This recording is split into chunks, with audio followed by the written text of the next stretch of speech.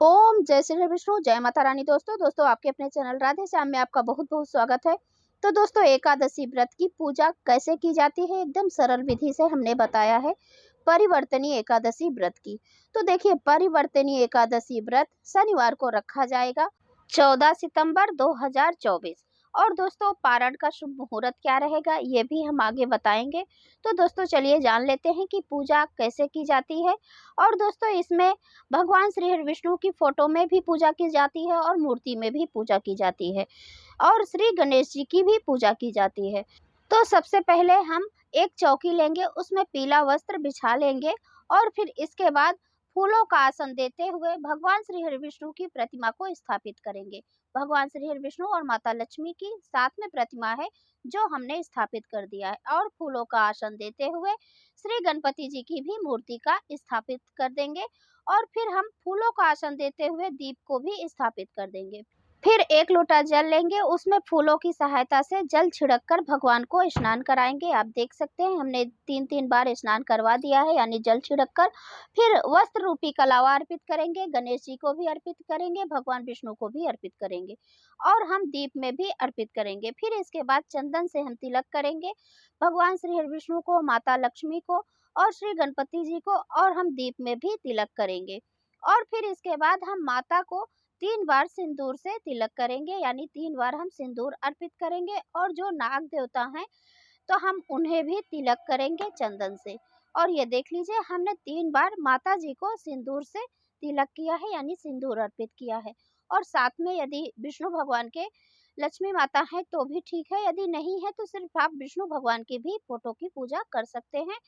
और फिर इसके बाद हमें अक्षत की जगह तिल का प्रयोग करना है। तो आप देख सकते हैं हमने तिल से तिलक कर दिया है श्री हरि विष्णु जी को, तिल चंदन के ऊपर हमने तिल चिपका दिया है यानी तिलक किया है तिल से। और हम थोड़ा सा चरणों में भी चढ़ा देंगे और दीप में भी चढ़ा देंगे और दीप में थोड़ा सा हम डाल देंगे। और फिर इसके बाद हम फूलों का हार समर्पित किए हैं भगवान श्री हरि विष्णु को और श्री गणेश जी को। फिर इसके बाद हमने थोड़ा-सा तुलसी दल अर्पित किया है ऐसे ही। फिर हमने भोग लगाया है, तो गणपति जी को तुलसी दल का भोग नहीं लगाया जाता, तो इसीलिए हमने अलग उनका भोग लगाया है। और भगवान श्री हरि विष्णु को हमने तुलसी दल डालकर केले का भोग लगाया है और केले का भोग श्री गणपति जी को भी हमने फल का भोग लगाया है। फिर इसके बाद आचमनी करना चाहिए 3 बार जल उतार कर, फिर भगवान से प्रार्थना करनी चाहिए भोग लगाने के लिए। और फिर धूप दिखा दिया हमने, जल भी रख दिया भगवान को। फिर इसके बाद तुलसी दल डाल के हमने जल रखा है और फिर इसके बाद हम कथा सुनेंगे। तो थोड़ा-सा हम तिल ले लेंगे हाथों में और पुष्प ले लेंगे, फिर इसके बाद हम कथा सुनेंगे। तो देखिए आप ऐसे भी रख सकते हैं कथा सुनने के वक़्त और आप ऐसे हाथ जोड़कर भी रख सकते हैं या फिर ऐसे रख सकते हैं। इस प्रकार से हमें कथा सुननी चाहिए। जब हमारी कथा संपूर्ण हो जाए तो भगवान के चरणों में तिल और ये पुष्प अर्पित कर देना चाहिए, गणपति जी के भी चरणों में। और हमें दीपक में भी थोड़ा-सा डाल देना चाहिए क्योंकि कहा जाता है जितने तिल चटकते हैं उतने हमारे कष्ट कटते हैं, इसीलिए हमें दीपक में भी डाल देना चाहिए। बाकी का बचा हुआ हम जल में डाल दिए हैं, सूर्यदेव को जल दे देंगे।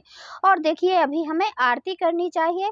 बहुत ही प्रेम पूर्वक आप ऐसे घंटी बजाते हुए आरती कर लीजिए। कोई भी आरती आप गाकर भगवान श्री विष्णु या फिर माता लक्ष्मी और गणपति जी की तीनों की आरती गा सकते हैं, नहीं तो सिर्फ विष्णु भगवान की आरती गाकर आप बहुत ही प्रेम पूर्वक आरती कर लीजिए। फिर इसके बाद जल घुमाते हुए 3 बार ऐसे जल से आचमनी करें, शीतलीकरण यानी। फिर इसके बाद भगवान को हमें आरती देनी चाहिए। तो देखिए हमने सबसे पहले भगवान को आरती दे दिया है, फिर इसके बाद हमें खुद भी लेना होता है, लेकिन पहले हमें भगवान को आरती देनी चाहिए। फिर इसके बाद हमें दक्षिणा कुछ समर्पित करना चाहिए। तो देखिए जो भी है आपके पास आप दक्षिणा समर्पित कर दीजिए पूजा में रही कमियों के लिए। तो दोस्तों फिर इसके बाद हमने आरती ले लिया है और फिर हाथ जोड़कर प्रार्थना करनी चाहिए। आप यहाँ मनोकामना भी बोल सकते हैं, फिर पूजा में रही कमियों के लिए क्षमा याचना भी ज़रूर करें। और दोस्तों अभी जान लेते हैं पारण का शुभ समय क्या है। तो पारण का शुभ समय रहेगा 15 सितंबर को सुबह 6:06 से सुबह 8:34 तक। आप इसके बीच में पारण कर सकते हैं। और दोस्तों यदि यह वीडियो आपको अच्छा लगा और आपके लिए उपयोगी है तो लाइक और शेयर करें, चैनल को सब्सक्राइब करें। अब मैं मिलती हूँ अगले वीडियो में, तब तक के लिए नमस्कार, राधे राधे।